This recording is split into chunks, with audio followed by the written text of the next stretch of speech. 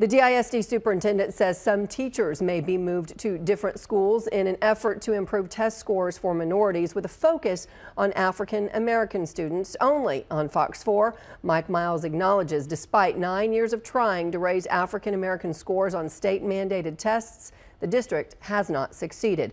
And he now says that effort will increase.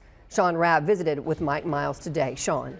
Yeah, the school board will get the update on minority learning tonight, and while the problem is not new, in some areas worse than it was. The district's putting more money in place by placing more staff into schools where minorities lag behind.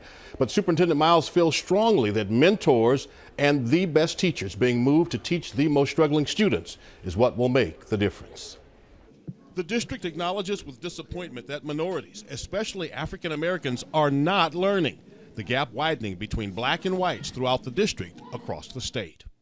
Probably the biggest reason is that we have students who are challenged by poverty, but we also need an effective teacher in front of every kid. Superintendent Miles says the new Teacher Excellence Initiative, which changes how teachers are evaluated and compensated, will identify the best teachers. And then we're going to do an analysis of where those effective teachers are.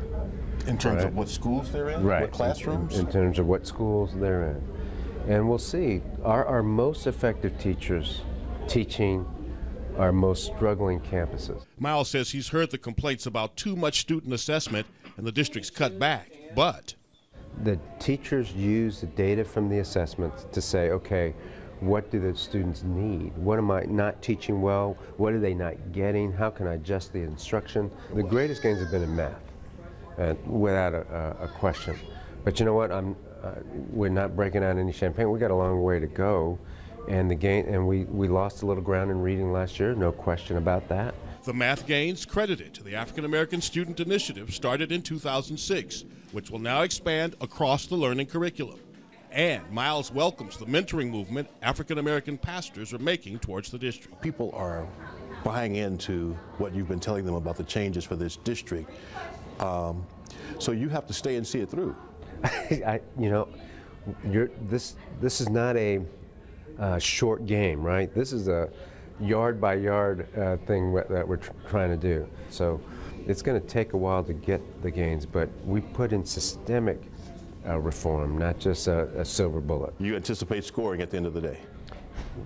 In the end of the day, if we don't score, then we haven't really won. Well, there's a lot of work to do, though. For example, in the South Oak Cliff feeder pattern, 29% of African American students passed the English 1 end of course exam compared to 53% of students in the rest of the state. Not good. The goals of this African American Student Initiative: close the gaps between black and whites on STAR tests and increase the ACT and SAT scores for minority students, especially African American students. Heather? Get the numbers up. Sean, thank you. Okay.